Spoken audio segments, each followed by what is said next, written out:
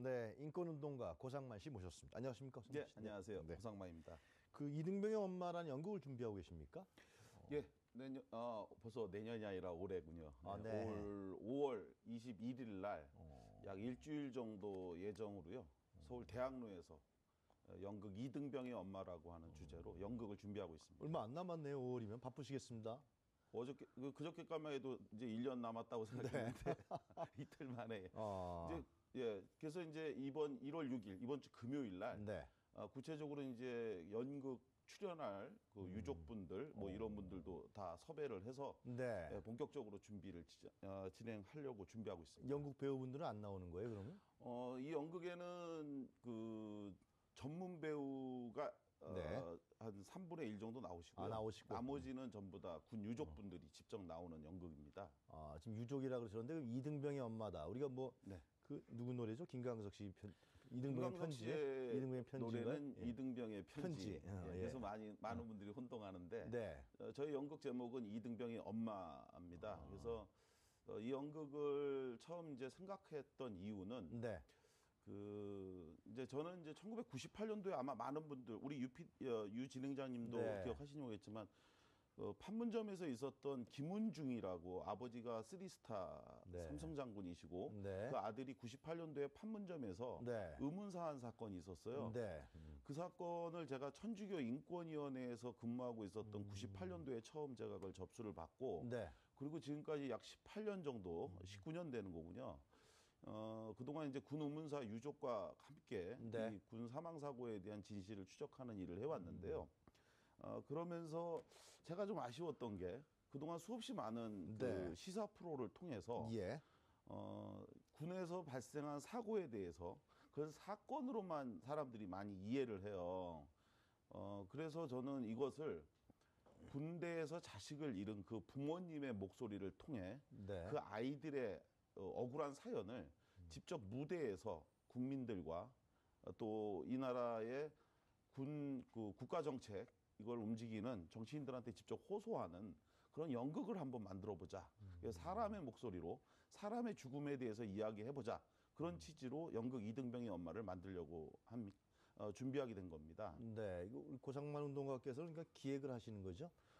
저는 이거의 대본을 제가 직접 썼고요. 시나리오를 쓰셨어요? 저보다 군 사망 사고에 대해서 더 많은 분들을 만난 분이 없어서 제가 이제 책도 한 6권 쓰고요. 그러셨습니까? 글을 좀 많이 써서요. 그래서 이제 대본을 제가 직접 썼고 그리고 이 연극을 만드는 데 있어서 이 비용이 꽤 들지 않겠습니까? 많이 들더라고요. 그래서 이제 처음에 이 대본은 제가 쓰고 이제 그 유족분들을 이제 연극 연습을 시켜야 되잖아요. 그래서 많은 분들이 아마 좋아하시는 또 기억하시는 배우인데 내 이름은 김삼순이라고 예전에 아주 인기를 끌었던 방송이 있는데 거기에 삼순이 아버지 역으로 나온 맹봉학이라고 하는 분이 있어요.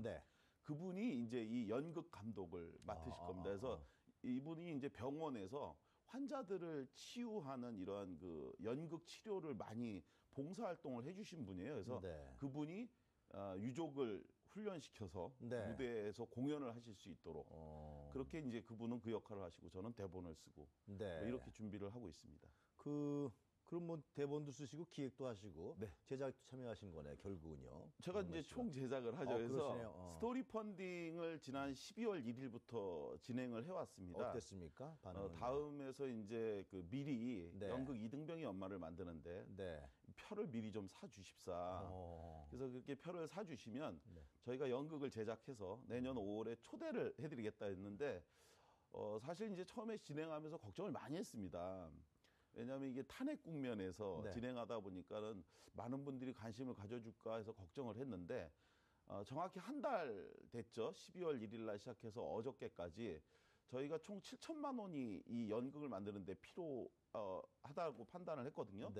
그 산출 근거는 연극 감독을 맡으신 이 맹봉학 감독님한테 연극 많이 만들어 보셨는데 일주일간 서울 대학로에서 이런 규모로 연극을 할 때 어느 정도 예산이 필요하겠냐고 제가 여쭤봤더니 한 7천만 원 정도 있어야 된다고 그래가지고 그래서 7천만 원을 좀 모아주십사 했는데 지금까지 약 4,500만 원 정도의 그 표를 사주셔갖고 나머지 한 2,500만 원을 내년 2월 10일까지 앞으로 한 41일 정도 남았는데요.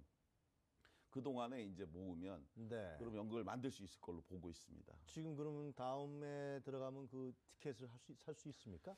다음에서 연극 이등병의 엄마를 검색하시기만 해도 네. 거기 연결을 하실 수 있고요. 링크가 돼 있어요. 예. 그리고 다음 그 스토리 펀딩 네. 거기에 가시면 연극 이등병의 엄마 표를 사주세요라고 검색하셔도 연결이 될 수 있습니다. 오늘 개략적인 스토리를 좀 말씀해 주시죠. 어떤 겁니까? 연극 이등병의 엄마, 그러니까 많은 분들이 또 여쭤보세요. 이등병의 엄마라고 제목을 왜 만들었는지. 근데 아마 군대 다녀오신 분이고 또 이 군대 자녀를 보내본 부모면 다 아실 거예요. 이등병이라는 말만 들어도 눈물이 나는 거. 근데 실제로 제가 지금까지 약 500여 명 정도의 군 유족을 만나왔는데 그 비율 중에서 상당수가 이등병이 사망한 경우가 굉장히 많이 있습니다. 이등병 때요. 예, 들어가자마자네요. 그러니까. 왜냐하면 이제 군대에서는 계급사이기 때문에 이등병이 사실은 이제 아무 사회적으로 경험도 없고 그러다가 이제 갑자기 낯선 곳에 가갖고 층층시야에 정말 그 군대 서열에 눌려 있으면서 본인이 아무리 열심히 노력을 해도 하려고 해도 하지 못하니까 그 절벽에 부딪힌 최후의 선택이 바로 극단적인 이제 목숨을 끊는 그런 건데 이 과정에서 많은 분들은 그런 얘기를 해요. 왜 군대에서 사람이 죽으면 자살로 처리되느냐? 지금 현재 한 해에도 지금도 약 그 한 해에 150명의 군인이 사망을 하고 있어요. 연간이요? 예. 그리고 그 중에 평균 3분의 2 정도가 자살로 처리가 되고 있는데 왜 이렇게 자살이 많느냐 이런 질문을 하시거든요. 근데 자살이 많은 이유는 하나입니다. 군에서는 누가 방아쇠를 당겼고 누가 줄에 목을 맸느냐를 기준으로 자기가 메고 자기가 당기면 자살이라고 판단을 내리고 있는데 유족과 인권단체는 다르게 생각을 하고 있습니다. 당겼다면 왜 당겼고 맸다면 왜 맸는지 이걸 밝히는 게 진짜 사인 진상규명이다라고 하는 건데 당기고 맸다면 진짜 이유가 있을 거거든요. 그런데 부대 관리 훈령이라고 하는 제도가 있어요. 이 국방부가 만들어 놓은 훈령인데 여기서 보면 지휘관에게 책임을 물을 때요. 자해로 인한 사망은 지휘관에게 책임을 묻지 않도록 규정이 되어 있습니다. 그래요. 이게 문제예요. 그러다 보니까 군에서 사병이 죽으면 군인이 죽으면 자살로 처리되는 게 가장 부대 측면에서 볼 때는 좋은 겁니다. 누구한테도 책임을 안 물으니까. 그래서 이 이등병의 엄마는 군에서 사실은 타살인데 이것을 사고사로 위장했던 1997년도 실제 사건을 모티브로 해갖고요. 김은중 씨 사건 얘기하는 아닙니다. 이건 당시에 이등병이었는데 이등병이 전기 감전사로 사고사에서 숨진 걸로 당시에 발표를 했어요.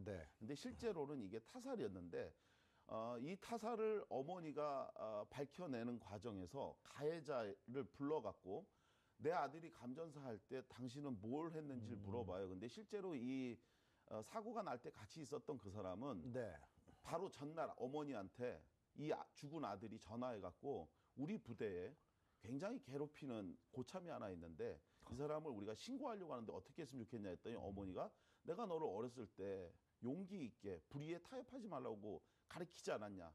그러니 불의에 타협하지 말라고 하니까 이걸 신고했던 바로 그 사람과 마지막 순간에 같이 있었다는 걸 알게 된 겁니다. 그래서 요지는 뭐냐.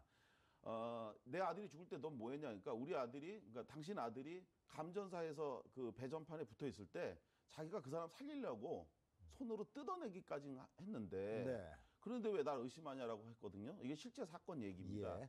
그런데 그때 그 이야기를 듣고 이 어머니가 그럼 좋다. 지금부터 내가 배전판에 손을 대겠다. 그러면 너는 네가 얘기한 것처럼 똑같이 나를 잡아당겨라. 그러면 그리고도 네가 살아나면 감전사에서 죽지 않으면 너는 누명을 벗는 것이고 나는 죽어서 내 아들한테 가는 것이니 한이 없다라고 얘기합니다. 정인 전류가 통한다 그런 얘기 아니에요? 그렇죠.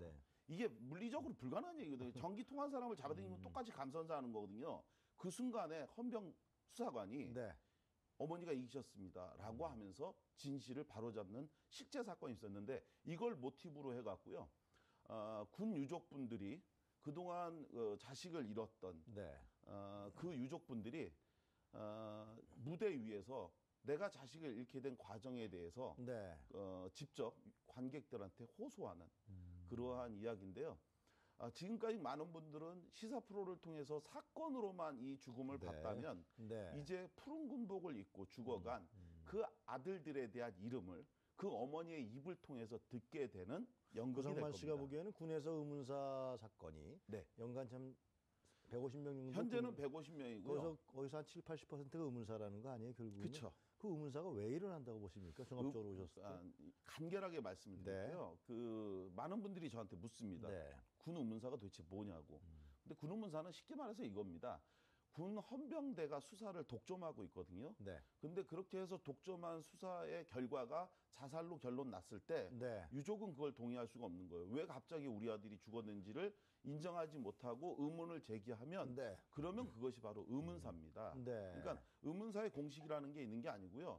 유족이 납득할 수 없다면 그게 의문사인데 저는 국방의 의무가 국민의 의무라고 한다면 네. 그러한 의무복무를 위해 입대한 군인이 목숨을 잃게 된다면 그 죽음에 한 점 의혹도 남기지 않는 것 그건 역시 또 다른 국가의 신성한 의무라는 것 알겠습니다. 이걸 인정해야 된다라고 생각합니다. 80년대 군 의문사 사건도 아직 미제 사건들이 많죠. 대표적인 사건이 1984년 4월 2일 날 있었던 허원근 일병 사건. 네. 뭐 자살하기 위해서 왼쪽 가슴 쏘고 오른쪽 가슴 쏘고 그래도 안 죽으니까 여길 쐈다. 근데 이런 터무니없는 사건들은 사실 제가 개인적으로 네. 국방부 헌병대 관계자들을 만나도 네. 정말 부끄럽다고 얘기할 정도입니다. 알겠습니다. 지금 다음에 들어가서 이등병의 엄마를 우리가 네. 치면은 검색하시거나 예. 아니면 제 이름 고상만을 쳐도 예. 바로 연결이 됩니다. 여튼 뭐 한 달 안에 네. 티켓이 다 판매가 돼서 네. 연극하는 데 많은 도움이 됐으면 좋겠습니다. 그 유족분들의 네. 억울한 눈물에 손잡아 주는 건 네. 사실 다시는 내 아이, 내 귀한 아들이잖아요. 모두가 다. 네. 그분들이 더 이상 이 분들처럼 알겠습니다. 똑같이 억울한 일을 안 당하는 일이 될 겁니다. 자, 오늘 말씀 잘 들었습니다. 감사합니다. 고맙습니다. 네. 네, 지금까지 인권운동가 고상만 씨였습니다.